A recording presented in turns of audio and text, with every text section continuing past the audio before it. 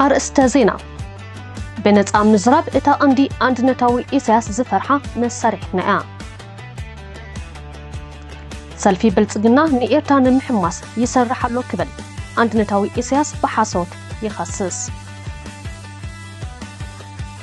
إسلاموي جهاداوي حيل السودان بزكايرو نايدرون دبداب 17 سلمون سبات تقتلهم لباوي سلامتنا يبصحكم كبرات التعذبتنا ازي تلفزيون هاجر حماسينيو زينات ازعل زقربلكم داناي تمكي الي نختكتاتلو عدميو ناب زرس زينا كحلف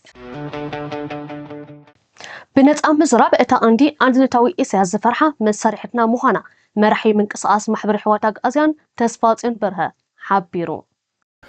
اب ايرترا اساس سراويت وقع يكون نسفرح تانكي يكون نسفرح اساس فرحو نقر نتاي زربا إني إساس زتصلو نجار تلو خوينو زفرحو نجار تخوينو زربا كوينات هيكونن أب كوينات أب عقرقر أب شبرا ينفعيو معناتو زخونة سبعونة يبلو من تأكانات يوم نزخونة قوان السيتي عدي ولا تأناس كرات يوم بخرا ولا ده خوص الله إساس كستا يبلو إساس إذا أمين ديو بستالين ديو زخونة يكون عالم تأكان موادادرتي يبلون معناتو فراي كل جزء فرح ياسكاز بحلالو كفرح تبقسي كتقول زي تخل كانوا سيزي انت خبركاي خبركاي تادي تسال انا نجر فرح نجر تاع زربايا حسابي فلطاتيو سكيل نزيد تسفالطنا بتزهابو حساب من قصاصي حواتا غازيان بنصنت حساب كم غلاص كم زامنن ኣብ ዘመነ አንድነታዊ ኢሳያስ ግን ብናጽነት ምዝራብ ሕቶ ምቕራብ ከም ዘይካል ዝኾነ ዝተፈለየ ሓሳብ ዘለውን ሕቶ ዘቕርብን ከኣስርን ክስውርን ከም ዝጸንሐ ሓቢሩ ንሕና ከም ኣቦታትና የግብእ ይረትዕ ዝብል መትከል ሒዝና ብናጽነት ሓሳብካ ኣብ ምግላጽና ንኣምን ዝበለ ተስፋጽዮን ሓሳብና ብምግላጽ ይኹን ብናትና ሓሳብ ምኽንያት ዝሞተ ይኹን ዝተኣስረ የለን ክብል ነቲ ዘሎ ጭቡጥ ሓቂ ጠቒስሎም ከም ሕማቕ ነገር ከም ሓደገኛ ነገር ስምቕታል ምእሳር ምቕጥቃጥ دكنستيو بحيل معمات سم قفع سدرابيتات مصناتكات صبوع نجار كم حقي لومي حزبنا مزراب بنصنت حساب كام مغلاص اب زي كللو غيزي بصح يركب اب هاجرنا زنبره نا يهين مهين بحالي تبليلو بسنكي فرحن حزبنا افو كفيتو ولدي مصدقم سبيتي مساب ايا امونغو غربا بتي بنص مزراب تعرفو حزبنا عويلو كسح اب زي كللو درجه بصح يركب اب ايرترا حادث ترايو ايرتراسي نحنا بقى مجمرتا زوم ناي حق حزبي كن حزب عالم كن زخونه ነገር حق صحفنا حزبي حق صحفنا حزبي فيدل فطرنا حزبي بقى زبان حقل كاغل زخون نفر بمولو ጨና ናይ حق ዘይብሉ ዓዲ ጨና ናይ حق ዘይብሉ ዓዲ بحاده عوالاسه ትምርቲ የብሉ ንቕሓት የብሉ ገለ ይብሉ በጀካ መጨፍጫፍ በጀካ በመቅታል حساوي متاللي قعزي هو ترسحي وزلو سبي انت خوينا مرح زلنا حج كاوصاي عدي مصيو نزرايو صقم نمزراب زفتن سب سقبل كيتأسرنا كمو اي بحالن زبل ناي شاولتن سغاتن محصنتايو زوهابم አንነታዊ ኢሳያስ ንዝኾነ ዝተፈለየ ሓሳብ ንዝቐርብ ሰብ ክምጉት ይኹን ብሓሳብ ክእምን ኣይኽእልን በአንጻሩ ሕቶ ይኹን ርእይቶ ንዝሃበ ውልቀ ሰብ በለይቲ ካብ ገዝኡ ክስውርን ኣበይ ከም ዝኣተወ ወለዱ ይኹን ናይ ቀረባ ቤተሰቡ ከም ዘይፈልጥዎ بزي حقاو من قدي ما عليها زي بلوم من اسياتن كندي قالسنا مريحم زعوتو حالواتم كتفئن كأسرن صانيحيم كغزانا باريخ قبرنا تخوينو كم عالم كانت صلينا له انترنت خلكلالو فلطت خلكلالو تمرت خلكلالو مس عالم كنراقب يبلنا اسلامي تجمير زلو اغلغلوت فن وتلفزيون باوندو نتي اب هاغنا بمسواتي ود حرستاي تግርኛ ናብ ስልጣን መጽዩ ነተማበር ባዓታት አንድነት ምስ ኢትዮጵያ ካብ ዝጠልቡ ስዳ ማሕበር አንድነት ዝመጸን كساب حجي فقرتا بوشت أو شجراتا التحمسن تبتنن زلا إثيوبيا زي وصلوا عندنا تاوي إسياس نسو أبها قرنا أوريد وصلوا عنوة دو نمباليوم سلفي بلصقناني إيرتان محماس يسرح له كبل عندنا تاوي إسياس بحاسوتي خصص اتي أبي كويناتن ورا كويناتن زنبر مداناقرن حساون عندنا تاوي إسياس أفوركي بمنقدي الأخ يماني قبر مسكلا بيلو أبزوت أو مقلتي سلفي بلصقنا كابز حلفه كلت عمتات حيزو نيرتان نز زوبان بخوينات نمحماس غوسغوسات يقبر كم زلو بمحبار يخصص ابتي زوات مغلصي عندنتاوي إسياس منغست إثيوبيا بشن بصح حزبي افدغ بحري ቁጠባ መርዛም አጀንዳ የጋውሕ ከም ዘለዩ ስምዕታ ዘቕርብ ምሁራን ሸማምንቲ ጋዜጠኛታት ኣብ ተኽታኺ ትረኻታት ኣብ ምጽዋይ ተጸሚዶም ከም ዘለው ዝሓበረ ሰልፊ ብልጽግና ኣብ ዞባ መንጪ ቅልውላውን ዘይምርጋእን ዞባ ቀርኒ ኣፍሪቃ ክኸውን ከም ዝኽእልኒ ዘተሓሳስብ እቲ ብዛዕባ ባሕርን ልዕላውነትን ግዲ ዘይብሉ ኢሳያስ ስርዓት ብልጽግና ኣብ ዝተፈላለየ ኣኼባታት ወታደራዊ መምረቕታን ኣህግራዊ ኣኼባታት ኣንጻር ልዕላውነት ኤርትራ ከም ዝተዛረበ እዩ ዝሕበር ዘሎ ኣነታዊ ኢሳያስ ወርድክ ነቲ አንድነት ዝብል ሕልሙ ዞባዊ ውህደት ወይ ከዓ ጽምዶ ብዝብል ቃላት ሸፊኑ ከም ዝገልጾ ዝፍለጥ እዩ ሕጂ እውን ኣብቲ መግለጺ ኣብ ሃናጺ ዞባዊ ጽምዶን ሰላማዊ ምትሕባርን ተወፊዩ ከም ዝሰርሕ እዩ ዘረድም እቲ ሓሳውን ዘይብቕዑን አንድነታዊ ኢሳያስ ንህዝብና ናይ ጥዕና ቁጠባ ትምህርቲ መደባት ስለ ዘይብሉ ወርድክ ኣሜሪካ ከደምታ ኣሰሊፋ ክትወረና ትሸባሸባላ ኣብ መኸተ ኢና ዘለና እናበለ ከደናግር ጸኒሕ እዩ ወያነ ኣብ 2018 ካብ ስልጣን ምስ ተዓለወ ድማ ኤሚሬት ንስርዓት ብልጽግና ኣሰሊፋ ክትወረና ትዳሎ ዝብል ወረ ብምንዛሕ ኣብ ህዝብና ራዕዲ ክእቱ ይሰርሓሎም ግድ ሓቂ ኢትዮጵያ ብቃልሲ ህዝባዊ ግንባር ኣብ 1991 ስጋኣት ናብ ዘይተኾነሉ ደረጃ በፂሓ እያ ሕጂ ድማ ሰልፊ ብልጽግና ንዝሓለፈ 7 ዓመታት ኣብ ትግራይ ኣምሓራ ኦሮሚያ ከካይዶ ዝጸንሐ ውግኣት ዝነበሮ ቁጠባዊ ወታደራዊ ሞራላዊ ዓቕምታት ተጸንቂቑ ኣብ ናይ መወዳእታ ብርኪ ምብትታን ይርከብ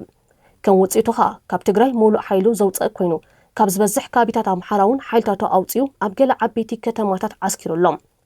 ሕጂ ስርዓት ብልጽግና ኣይኮነን ዶ ንሃገርና ክወርር ጸጥታ ከተማ ኣዲስ ኣበባን ከባቢኣን እውን ካውሕሰሉ ኣብ ዘይክእለሉ ደረጃ በፂሕሎም ካብዚ ብተወሳኺ ኢትዮጵያ ካብ ወጻኢ ትረኽቦ ዝነበረት ረድኤት ገንዘብ ስለ ዘቋረፀ ቁጠባኣ አንቆልቂሉ ኣብ ሕማቅ ኩነታት ትርከባላ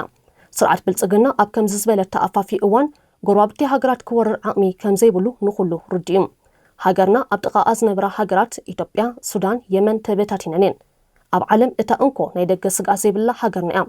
ደመኛ ጸላኢ አንድነታዊ ኢሳያስ ጥራዩ ጸላኢና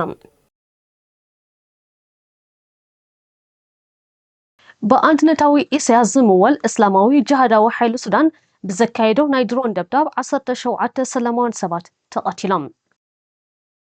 እቲ በአንድነታዊ ኢሳያስ ዝድገፍን ዝምወልን ናይ ካርቱም እስላማዊ ጅሃዳዊ ሓይሊ ኣብ ክፍለ ግዛኣት ምዕራብ ኮርዶፋን ከተማ ላጋዋ ብዘካየደው ናይ ድሮን ደብዳብ 17 ሰላማውያን ሰባት ተቐቲሎም 25 ድማ ብከቢድ ቆሲሎም ከም ዘለው ሚሊሻ ቅልጡፍ ደገፍ ሱዳን ኣብ ዘውፅኦ መግለጺ ኣረዲኡ ኣብቲ መግለጺ እቲ ናይ ካርቱም ጅሃዳዊ እስላማዊ መንግስቲ ዘካየደው ናይ ድሮን ደብዳባት ኣብ ሆስፒታላት ዕዳጋን ኣብ መንበርታትን ዘናፀረ ከም ዝኾነ ኣፍሊጡ እቲ ሚሊሻ ኣብዚ ዝተኻየደ ደብዳብ ተሓታትነት ንምርግጋጽ ንህግሮያን ትካላት ዘይሸራዊ ምጽራይ ክገብሩ ጻውዒት ኣቕሪቡ እቶም በአንድነታዊ ኢሳያስ ዝምወሉ ጅሃዳውያን ሓይልታት ሱዳን ከም ኣካልቲ ኩሉ ግዜ ዝገብርዎ ምጽናት ዓሌት ኣብ ዝሓለፈ መዓልታት እውን ኣብ ከተማ ኤልፋሸር ኣብ ዕዳጋን ሆስፒታልን ብዘካየድዎ ናይ ድሮን ደብዳባት 62 ሰባት ሞይቶም ኣማኢት እውን ቆሲሎም እዮም ኣብ ሱዳን ብ1989 ናብ ስልጣን ዝመፀ እስላማዊ ጅሃድ ዕላማኡ ኣብ ሱዳን ብቋንቋ ዓረብን ሸሪዓን ዝምራሕ መንግስቲ ንምትካል እዩ እዚ ግብራዊ ንምግባር ድማ 30 ዓመት ሙሉእ ኣብ ደቡብን ምዕራብን ሱዳን ዝርከቡ ጸለምቲ ሱዳናውያን ምጽናት ዓሌትን ጨፍጫፍን ከካይድ ምጽንሑ ይፍለጥ ካብ ዝተወሳኺ ሱዳን መዕንደሪት ጅሃዳውያን ኣስላም ክትከውን ገይሩዋ እዩ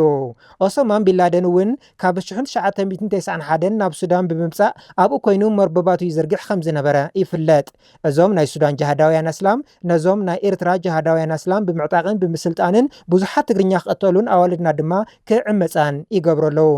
እቶም ጅሃዳውያን ኣብ 2019 ብህዝባዊ ናዕቢ ካብ ስልጣን ዋላ እኳ እንተተዓለው ኣብ 2029 ኣብ መንጎ አልቡርሃንን መሐመድ ሐምዳን دقالون كوينات مستولى عجن بحجز إسلاموية إيران أندنتاوي إسياسن داقماي ناب سلطان تماليسهم يوم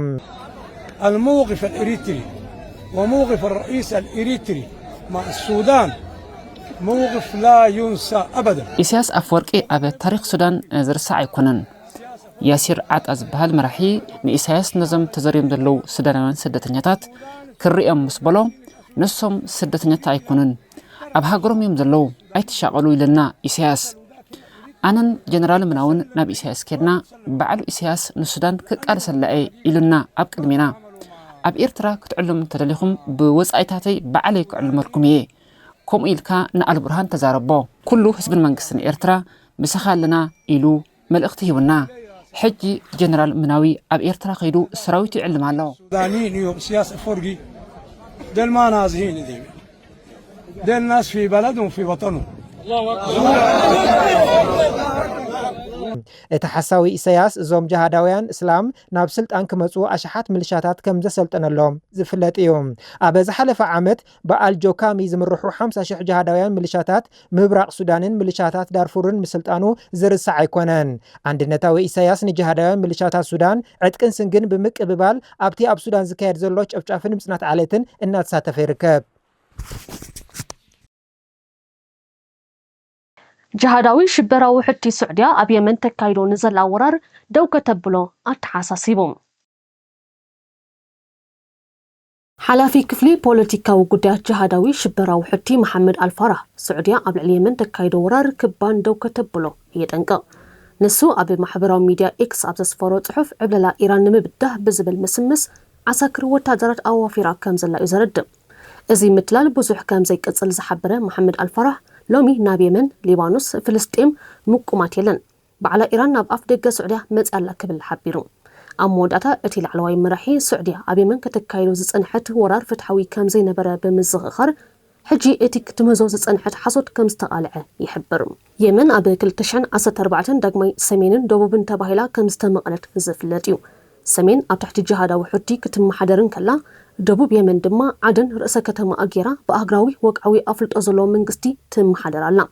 ድሕሪ ዘይምምቕቓል እስላማዊት ኢራን ናይ ዕብለላ ድሌታ ንምርዋይ ንሽበራዊ ሕቲ ከተሰልጥንን ከተዕጥቕን ጸኒሓ እያ ስዑድያን ኢሚሬትን ድማ ነቶም ኣብ ደቡብን ምብራቕን ዘለው የመናውያን ይምውላን ይዕጥቓን ኣለዋ ጠንቅብ ኩናት ማእከላይ ምብራቕ እቲ ኢራን ኣብቲ ዞባ ክኽተሎ ዝጸንሐ መዕነዊ ፖሊሲ ከም ዝኾነ ተሓቢሩሎም ኩናት ኣሜሪካ እስራኤልን ኢራንን ብሰንክቲ ንእስራኤል ካብ ካርታ ንምሕኻኽ ኢራን ኣብ ፍልስጤም ትኽተሎ ሽበራውን ጀሃዳውን ፖሊሲ ከም ዝኾነ ሊባኖሳዊ ጋዜጠኛ ካራላህ ኣብ ለንደን ትርከብ ጋዜጣ ኢሚራት ዴይሊ አልዓረብ ኣብ ዘስፈረ ጽሑፍ ገሊጹ እስላማዊ ሶራ ኢራን ፖለቲካውን ዞባውን ጽልዋ ንምሕዳር ንሕቶ ፍልስጤም ክምዝምዝ ከም ዝጸንሐ እቲ ጋዜጠኛ ይሕብር ንኣብነት ይብል እቲ ጋዜጠኛ ሓማስ ብ2023 ኣብ ልዕሊ ንጹሃን እስራኤላውያን ዝወሰዶ መስካሕካሒ ግፍዒ ንተግባራት ኢራን ንኽቃላዕ ዕድል ፈጢሩ ይብል ሽበራውን ጀሃዳውን መጥቃዕቲ ሓማስ ንዓቕምታት ኢራን ንመሻርክታን ንምምዛንን ኣብቲ ዞባ ክህልዋ ዝኽእል ሚዛን ንኽትስእንን ኣኽኢሉ ይብል እቲ ጋዜጠኛ ወሲኹ በተመሃሳሌ ንጀሃዳዊ ሽበራዊ ሓማስ እውን ዕንወት ጥራይ ኣስዒብሉ ኢሉ ሓማስ ናይ ኢራን ናይ ምስሕፋሕ ተልእኾ ብምቕባል ኣብ ልዕሊ እስራኤል ጀሃዳዊ ተግባር ምፍጻሙ ኩሉ ዓይነት ዕድሉ ሓንሽሽዎ ይብል ሎሚ ዓመት ኣብ ዝነበረ ሮመዳን እውን እስላማዊት ኢራን ቅዱስ ደይ ተባሂሉ ኣብ ዝጽዋዕ ኣብ ፍልስጤም ዝካየድን እስላማዊ ምትእኽኻብ ነቲ በዓል ንምዝማዝን መደብ ከም ዝነበራ ኣነጺሩ ስለዚ ይብል ፍልስጤም ኣካል እቲ ዕላማ ምስፈሕን ምስራት ዓባይ እስላማዊት ሃገርን እዩ ክብል ይገልጽ እስላማዊት ሪፐብሊክ ንምስራት ዝግበር ናይ ኢራን ናይ ተስፋሕፋሕነት ዕላማ ብ1979 ከም ዝተጀመረ ይፍለጥ ሕጂ ድሕሪ ቅንጸላቲ መራሒ እስላማዊ ሪፐብሊክ ኢራን እንተኾነውን ኢራን ስዕራታ ክትቅበል ስለዘይደለየ ጥራሕ ኣሰርቲ እስላማዊ መራሒ ተቐጽለሉ ምህላዋ እቲ ጋዜጠኛ የበርህ ምእንቲ ዙይ ንሽበራዊ መጥቃዕቲ ሓማስ ከም ቀንዲ መበገሲ ውድቀት ኢራን የቐምጥ ካብዚ ብተወሳኺ ኢራን ንእስራኤል ዘለዋ ክቱር ጽልኢ ዘንጸባርቕ መጥቃዕቲ ከም ዝኾነ ኣብ ኢሚራት አልዓረብ ዝሰፈረ ጽሑፍ የገንዝብ ኢራን ንሕቶ ፍልስጤም ከም መበገሲ ብምውሳድ ካብ ዶባ ሰጊራ ክትገብሮ ዝሓሰበት ምዝመዛ ጉጉይ ቅመራ ስለ ዝነበረ ኣብ መወዳእታኡ ንፍልስጤማውያን ናብ ቅልውላው ከኣቱ ገይራቶም ይብል ሕጂ ድማ ድሕርቲ ኣብ 1988 ምስ ኢራቅ ዝገበረቶ ኩናት ኣብ ውሽጢ መሬታ ብናይ ባዕላ ዕንደራ ኣደዳ ኩናትን ዕንወትን ኮይና እናፈሸለት ትርከብ ኢሉ ኢራን ንኣያቶላህ ዓሊ ኻሜኒን ሓላፊ ስለያ ዓሊ ላሪጃንን ሓዊሱ ብዙሓት መራሕቲ ብደብዳብ ኣሜሪካን እስራኤልን ተቐንጺሎምዋ ኣብ ወተሃደራዊ ዓቕምታታን ትሕቲ ቅርጸን እውን ሓያል ዕንወት ይበጽሓሎ ኢራን እውን ኣብ ልዕሊ እስራኤልን ኣብ ሃገራት ወሽመጥ ዓረብ ኣብ ዝርከቡ ናይ ነዳዲ ቦታታት መዕርፎ ነፈርትን ሆቴላትን ናይ ዓቕሊ ጽበት ደብደባት ከተካይድን ብዙሓት ሰላማውያን ሰባት ክትቀትልን ጸኒሓ እያ ደብዳብ ኣሜሪካን እስራኤልን ኣብ ልዕሊ ኢራን ይቕጽል ከም ዘሎ ይሕብር ኣሎ ሰራዊት ኣሜሪካን እስራኤልን ኣብ ዝተፈላለየ ከተማታት ኢራን ዘካይድዎ ዘለዉ ደብዳብ ነፈርቲ ብዝለዓለ ደረጃ ይቕጽል ኣሎ እዚ ዝኸውን ዘሎ ድማ ፕሬዚደንት ትራምፕ ዝርርብ ይካየድ ኣሎ ኣብ ዝበለሉ እዋን ምዃኑ ጸብጻብ ቲአርቲ ወርድ ሓቢሩ እቲ መጥቃዕቲ ብቐንዱ ኢራን ሚሳይላትን ድሮናትን ኣብ ተፍሪሉን ተቐምጠሉን ወተሃደራዊ ማዓስከራት ዘተኮረ ከም ዝኾነ እዩ ዝሕበር ዘሎ ፕሬዚደንት ትራምፕ ምስ ሓደ ሽሙ ዘይተጠቐሰ ላዕለዋይ በዓል ስልጣን ኢራን ይዘራርብ ከም ዘሎ እኳ እንተተሓበረ اتي زررب اوشت حموشتا معالتي انت زي تعويتو جن اتمتقعتي بزحيله ملكعو كام زقصل حبيرو منبارو يذكر منغست ايران مس امريكا زخون يكون عينت ناي سلام زرب كام زي غبره بمغلاص نتي مغلاص ترامب نصيغولم قدامي مينستر بينيامين نتنياهو بوغونو مس ترامب كم استزراربن سمع كله كم زخلن كم زامنن بمحبار يكون امبر ناسرائيل نمكلخال اب لعلي ايرانن ليبانوسن زكايزلو متقعتي كم زقصل قال اتيلوم بايتو أمريكا ب-AI سب سرح بالحيز معبلا كمبيوترات ناب تشاينا دوبوي مبرق إسيان سدد كي جبرا حاتيتوم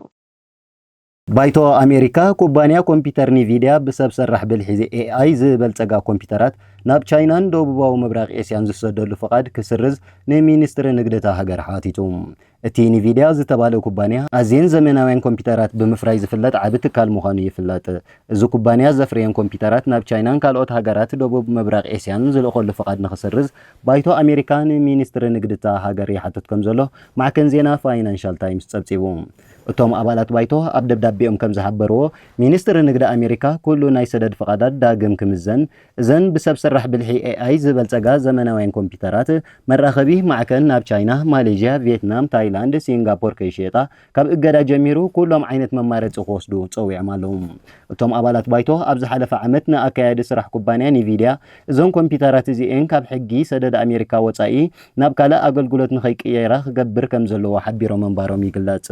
اكايد سرح بوغنو عماويلكم عينت تكبار بحق خمزي فقاد كم زردو بمغلاص زغونه زي حقاو منقسقاس انتهالي دما اتو كوبانيا بعلو كوقصاصر غليصلهم كم زنبره ابت دبدابي تحبيرلهم كابز بتوسخي اتو كوبانيا حق سدد امريكا مخبار اتزعبه قدامنت مخانون بمسرت التحقي مس عماويلن منغستاتن بقربت كم سرح فليطيو بتماساسالي كوبانيا نيفيدا ابزهابو بمبرهي زي حقاو مقيار فرياتو نمانم كم زي تقم بمغلاص كوما عينت كونتاتن تغاطيمو گن منغست امريكا ناي بعلو مقاصاصر ميلاتات كم زلو اغنزيبو اتو كوبانيا وسيخون خمزي ام زبلو زي حقاو سقمتات زخونه يخون ناي سوفتوير دغاف واي اغلغلوت كم زي يقرب حبيرلو مينستر نقد امريكا بزعباتي بابالات بايتو زقربو لحتو كساب حجي ملس خمزي هابه مع كانت زينا فاينانشال تايمز تصبصيبو يخون امبر تي مينستر ابز حلف ورح طري ابز هابو مبرهي كمبيوترات اب تحتي قصصر حقي نقد امريكا بزخونه اغباب ناب تشاينا مشاتن نناي امريكا سرعه تكنولوجي زحيل مخانو حبيرو خمز نبره يغلصالهم ازي كبابالات بايتو زلعل زلو تقامون دبدابين ممحدار ترامب انو كوبانيا نيفيديا اتن بساب سرح بالحي اي زبلصغا زمناوين كمبيوترات ናብ ወፃኢ ሃገር ክሽየጥ ዝኽእለሉ ፍቃድ መሃቡ ሲዒቡ ዝመፀ እዩ እዚ ጉዳይ መቐፀልታ ናይቲ ኣብ መንጎ ኣሜሪካን ቻይናን ዘሎ ሰፊሕ ናይ ቴክኖሎጂ ውድድር ኮይኑ ኣሜሪካ ነቲ ዘሎ ናይ ቴክኖሎጂ ላዕለዋይ ኢድ ንምዕቃብ ቻይና ነቶም ዝበልፀጉ ኮምፒውተራት ከይትረክብ ተዓግት ኣላ እዚ ድማ ቻይና ኣብ ዓውዲ ሰብ ሰራሕ ብልሒ ከይትቀደም ንምዕጋት ዝዓለመ እዩ እስራኤል ምስ ሊባኖስ ዘለዋ ዶብ ናብ ሩባ ሊታኒ ከተሰጋግሮ ከም ዝግባእ ሚኒስትሪ ፋይናንስ እስራኤል ገሊጹሎም እስራኤል ወታደራዊ ስርሒታት ኣብ ተካይደሉ ዘላ እዋን ሲሞትሪች ኣብ ባይቶ እስራኤል ምስ ኣባላት ሰልፊ ሃይማኖታዊ ጽዮንነት ኣብ ዘካየደ ኣኼባ እቲ ሕጂ ኣብ ሊባኖስ ዝካየድ ዘሎ ውግእ ንሂዝቦላህ ካብ ምስ ዓርቢ ተወሳኺ መሰረታዊ ለውጢ ከምጽእ ኣለዎ ኢሉ ወሲኹ ድማ ከምቲ ኣብ ጋዛ ዘሎ ብጫ መስመርን ኣብ ሶርያ ዘሎ መከላኸሊ ዞባ ጫፍ ደብረ ሄርሞንን ሩባ ሊታንን ምስ ሃገረ ሊባኖስ ዘለና ሓድሽ ዶብ ክኸውን ኣለዎ ክብል ሓቢሩ ሲሞትሪች ብተወሳኺ ናብቲ ጸላእትና ኣብ ዶብና ዝነብሩሉ ናይ 6 ጥቅምቲ ኩነታት ክንምለስ የብልናን ብምባል ነቲ ኣብ 2023 ብሓማስ ዝተፈጸመ መጥቃዕቲ ብምጥቃስ ንጸላኢ ካብ ኩሉ ግንባራት ክንደፍኦም ንዜጋታትና ካብ ጸላኢ ዝፈሊ ውሕስ ናይ ጸጥታ ዞባ ክንፈጥር ኢና ክብል ኣረዲኡ ሚኒስትሪ ምክልኻል እስራኤል ካትዝውን ኣብዚ ወርሒ ኣብ ዝሃቦ ቃል ሊባኖስ ንሂዝቦላህ ዕጥቂ ከውርድ እንተዘይጌርኩም መሬት ክስእኑ ትኽእሉ ኢኹም ክብል ኣጠንቂቑ ከም ዝነበረ ዝዝከር እዩ ንህዝቦም ዝሓስቡ መራሕቲ ኩናት ኣብ ማእከል ዓዶም ከይልሕም ዓሊሞም ዶባቶም ብምስፋሕ ይከላኸልዎ እስራኤል ኣብ ዶባታት ዝርከቡ ዜጋታት ውሕስነት ጸጥኦም ንምርግጋጽ ናብ ዶባት ሶርያ ሊባኖስ ኣትያ ክትዋጋእ ምጽናሓ ይዝከር ሕጂ ድማ ካብ ሽበራዊ ሂዝቦላህ ዝመጽእ ስጋት ብቀዋምነት ንምግታእ ሩባ ሊትኒ ኣብ ትሕቲ ግዛት እስራኤል ከኣቱ ገለ ሃገራውያን ኣይሁድ ጎስጓስ የካይድለው እስራኤል ነዝሮባዚ ንምሓዝ ዕላማ ብምግባራ ንብዙሓት ረባሕታት ከም ዝውዕል ተሓሰበ ኮይኑ ገለ ካብቶም ቀንዲ ረባሕታት ድማ ቀዳማይ ማይ ውሑድ ኣብ ዝኾነሉ ዞባ ማእከላዊ ምብራቕ ዓቢ ወሳነ ሓይሊ ይህባ ካልኣይ ድማ ብኣውርኡ ካብዚ ሂዝቦላህ ዝውንጨፍ ሓፀርቲ ርሕቀት ዘለዎም ሮኬታት ጸረ ታንክን ሚሳይላትን ንከተማታት እስራኤል ከይሃርሙ ይከላኸል ፑቲን እውን እቲ ናይ ኔቶ ሰራዊት ናብ ደባቱ ከይተጸግዖ ከሎ ንዩክሬን ወሪሩ ብምሓዝ ኣብኡ ኮይኑ ንሩስያ ይከላኸል ኣሎ። እቲ ሓሳቡን ዘይበቁዕን ኢሳያስ ግን ደባቱ ካብ ኣለዎ ሃገሩ ካብ ኢትዮጵያ ዝመጽእ ስጋት ክንዲ ዘትርፎ ኢትዮጵያ ንትግራይ ተቆጻጺሩ እቲ ካብ ኣስመራ ካብ 80 ክሳብ 100 ኪሎ ሜትር ርሕቀት ዝርከብ መረብን ጾሮና እንድፋዕ ገይሮም ክዋግኡ ምፍቃዱ ክንደየናይ ንሃገርና ዘይግደስ ምዃኑ ዘረዲኡ። ኣብ ዱባይ ዝነብሩ ህንዳውያን ስደተኛታት ኣብቲ ሓያል ኩናት ዘለዎ ወሽመጥ ዓረብ ክጸንሑ መሪጾም።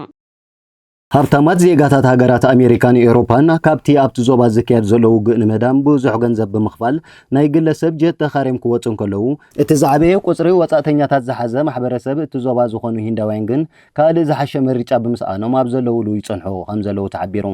ካብቶም ኣብ ዞባ ወሽመጥ ዓረብ ዝሰርሑ 10 ሚልዮን ዝኾኑ ሂንዳውያን እቲ ኣብ ልዕሊኦም ዝካየድ ዘሎ ዕለታዊ ናይ ድሮንን ሚሳይላትን መጥቃዕትታት ካብቲ ኣብ ዓዶም ዘሎ ስራሕ ዝሓሸ እቶት ዝረኽብሉ ዘለዉ ስራሕ ገዲፎም ንኽወፁ እኹል ምኽንያት ከም ዘይኮኖም ይሕበር። ሚኒስትሪ ጉዳይ ወጻኢ ሂንዲ ኤስ ጃይሻንካር ኣብ ዝሃቦ ሓበሬታ ኣብቲ ናይ መጀመርታ 9 መዓልቲ ናይ ግጭት 67,000 ዜጋታት ሂንዲ ጥራይ ናብ ዓዶም ከም ዝተመለሱ ፍሊጡ። ኣብ ዞባ ወሽመጥ ዓረብ ዝሰርሑ ሓያሎ ሂንዳውያን ከም ዝሕብርዎ ካብ ናይ ግሊ ድሕንነቶም ንላዕሊ ብዛዕባ ውሕስነት ስራሕ ከም ዝጭነቑ ይሕብሩ። ኣብ ሓደ ኩባንያ መጓዓዝያ ዝሰርሕ ወዲ 43 ዓመት ኤልዶስ ካርያ ብወገኑ ክሳብ ሕጂ ተራ ሰባት ንህይወቶም ኣይፈርሑን እዮም ድሕሪ ምባል እዚ ኩነታት እዚ እንተቐፂሉ ግን ስራሕና ኣብ ሓደጋ ክወድቕ ክብል ስጋኣቱ ሓቢሩ። ንግዳዊ ርክብ ሂንድን ዞባ ወሽመጥ ዓረብን ዘመናት ዘቑፀረ ምዃኑ ይፍለጥ። ነጋዶ ሂንዲ ኣብ መበል 19 ክፍለ ዘመን ምስ ዓረብ ነጋዶ ሉል ይነግዱ ከም ዝነበሩ ታሪኽ የረድእ። እተን ሽዑ ቱሩሻል ስቴትስ ተባሂለን ዝፍለጣ ዝነበራ ሕቡራት ኢማራት ዓረብ እውን ብብሪጣዊት ሃፀያዊት ግዝኣት ምስ ሂንዲ ዝተኣሳሰረን ነይረን።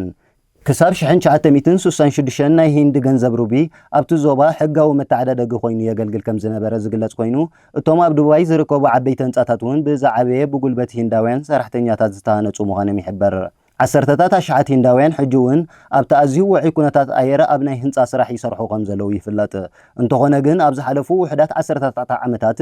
እቲ ኣብ ዞባ ወሽመጥ ዓረብ ዘሎ ዲያስፖራ ሂንዲ ማእከላይ ደረጃ ዘለዎም ሰብ ሞያን ሃብታማት ነጋዶም ብምውሳኽ ዝያዳ ዝተፈላለየ መልክዕ ሒዙ ይርከብ። ገለ ካብቶም ሂንዲ ጸለውቲ ሰብ ሃብቲ ሓዊሱ እቲ ኣብ ኤስያ ዝሃብተመ ሰብ ዝኾነ ሙሼክ ኣምባኒ ኣብ ገምገም ባሕሪ ዝርከብ ቪላታት ከም ዝዓደገ ይፍለጥ። ካብቶም ኣብ ዱባይ ሃብቲ ዘጥረዩ ጸለውቲ ሂንዳውያን ሓደ ሪዝዋን ሳጃን ምዃኑ ይሕበር። ንሱ ኣብ ሙምባይ ዝተወለደ ቢልዮነር ኮይኑ ኣብ ኢማራት ዓረብ ናይ ህንፃ ውልቀ ንብረትን ሰፊሕ ትካልን ከም ዘለዎ ይፍለጥ። እቲ ቢልዮነር ነቶም ብሰንኪ ውግእ ተዓጊቶም ዘለዉ ሂንዳውያን ነፃ መዕቆቢ ከም ዝሃበውን ይሕበር። ሳጃን ኣብ ዘመሓላለፈ መልእኽቲ ዱባይ ዝሃበትና ነገር ክህብ ዝኽእል ካልእ ቦታ ኣብ ዓለም ዘሎ ይመስለኒ እንድሕር ምባል ሕጂ እውን ህዱኣትን ዱልዱላትን ክንከውን ጥራይ ዘለና ክብል ፀዊዑ። ብመዳይ ዲፕሎማስያዊ ርክብ ድማ ቀዳማይ ሚኒስተር ሂንዲ ናሬንዳ ሞዲ ሓደ ካብቶም ቀንዲ ደገፍቲ ጥቡቕ ርክብ ሂንድን ዞባ ወሽመጥ ዓረብን ምዃኑ ይፍለጥ። ሞዲ ኣብ 2014 ስልጣን ካብ ዝሕጅ ጀሚሩ ንሕቡራት ኢማራት ዓረብ 7 ግዜ ዝበፅሐ ኮይኑ ኣብቲ ግዜ እቲ ድማ ዝተፈላለዩ ናይ ወፍርን ቁጠባውን ሽርክና ስምምዕ ከም ዝተፈራረመ ይዝከር። መንግስቲ ኒው ደልሂ ክሳብ 2032 ነቲ ኣብ መንጎ ክልቲአን ሃገራት ዘሎ ናይ ክልተኣዊ ንግዲ መጠን ናብ $200 ቢልዮን ኣብ ዓመት ንምዕባይ ትልሚ ሒዙ ይሰርሕ ከም ዘሎ ይሕበር። እቲ ኣብ መንጎ ሂንድን እቲ ሃገር ምዕራብ ኤስያ ኢላ ትፅዋዕን ዞባን ዘሎ ዓሚቕ ታሪኻዊ ርክብ ዜጋታት ካብ ኤውሮፓውያን ወይ ኣሜሪካውያን ንላዕሊ ንምንታይ ናብ ዓዶም ንምምላስ ከም ዘህይወ ንምርዳእ ዝሕግዝ ምዃኑ ይሕበር። ኣቦ ወንበር ኣህጉራዊ ትካል ስደትን ልምዓትን ኤስ ኢሩንዳይ ራጃን ብወገኑ ድሮ ሳልሳይ ወለዶ ስደተኛታት ኣብኡ ኣለውና ድሕሪ ምባል ሂንዳውያን ካብ ኤውሮፓውያን ንላዕሊ ኣብቲ ዞባ ዝጸንሕ ናይ መርበብ ርክብ ከም ዘለዎም እቲ ሃይማኖታዊ ዓሌታዊ ከምኡውን ናይ ቀደም ተምሃሮም ፖለቲካን መርበባታውን ንምጽናሕ ከም ዝሓገዞም ኣብሪሁ። ኣብቲ ዞባ ዘለዉ ሃብታማት ሂንዳውያን ከምቶም ምዕራባውያን መዛነኦም ናይ ምጽናሕ ወይ ዘይምጽናሕ ምርጫ ክህልዎም እንከሎ እቶም ብጉልበት ዝሰርሑ ግን ምርጫኦም ውሱን ምዃኑ ይሕብር። ኣብ ደቡብ ኤስያ ዘተኮረ ፖለቲካዊ ሳይንቲስት ኡዳይ ቻንድራ ብወገኑ ትሑት እቶት ዘለዎም ስደተኛታት ኣብ ከተማታት ወሽመጥ ክጸንሑ ዝመርጽሉ ዘለዉ ምኽንያት ናብ ዓዶም እንተተመሊሶም ስራሕ ንምርካብ ዘለዎም ዕድል ምስቲ ዝነበሮም ናይ እቶት ደረጃ ዝመጣጠን ስራሕ ንምርካብ ዘለዎም ስጋኣት ምዃኑ ይሕብር። ያሬታ ካብቶም ካብ ደቡባዊ ክፍለ ሃገር ሂንዲ ናብ ወሽመጥ ዓረብ ዝተሰደዱ ሰባት ሓደ ዝኾነ ወዲ 42 ዓመት ቪፕኒ ፓትሮስ ኣብ ዱባይ ኣብ ሓደ ቤት መግቢ ኣሳሳይ ኮይኑ ይሰርሕ። እቲ ውግእ ኣብ ዝተላዕለሉ እዋን ቪትኒን ዕረፍቲ ናብ ዓዱ ተመሊሱ እኳ እንተነበረ ሕጂ ምስ ተመለሰ ግን እቲ እናነከየ ዝኸይድ ዘሎ ንጥፈታት ንግዲ የጨንቆ ከም ዘሎ ይሕብር። ቪፒም ብዛዕባ ዘሎ ኩነታት ክዛረብ እንከሎ ኣዕሩኽተይ ዝኾነ ቅፅበታዊ ሓደጋ ከም ዘየለ ይሕብሩን እኳ እንተሃለዉ ንጥፈታት ንግዲ ግን ከም ዝነከየ ይነግሩን ኣለዉ ድሕሪ ምባል እቲ ቤት መግቢ እውን ውሕዳት ዓማዊል ጥራይ መፅዎ ብምህላዎም ስራሕ ንኸይስእን ስከፍታ ከም ዘለዎ ይዛረብ። ባርከስ ክቡራት ተዓዘብቲ ቴሌቪዥን ሃገረ ሓማሲን ንሎሚ ዘዳለናዮ ዜናታት ዝዕለት ኣብዚ ዛዚምና ብዝተረፉ መደባትና ንገድፈኩም ኣብ ዘለኹሞ ሰላም